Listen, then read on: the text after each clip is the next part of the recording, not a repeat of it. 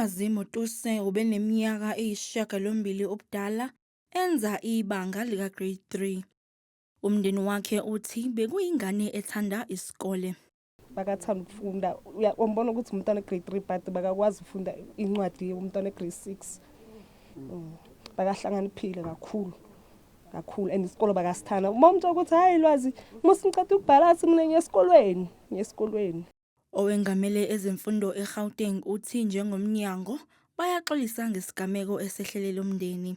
Our kids, when they're sent to us at school, we have to protect them all the time. So we had come here and to say we really apologize for what had happened and really to support the family.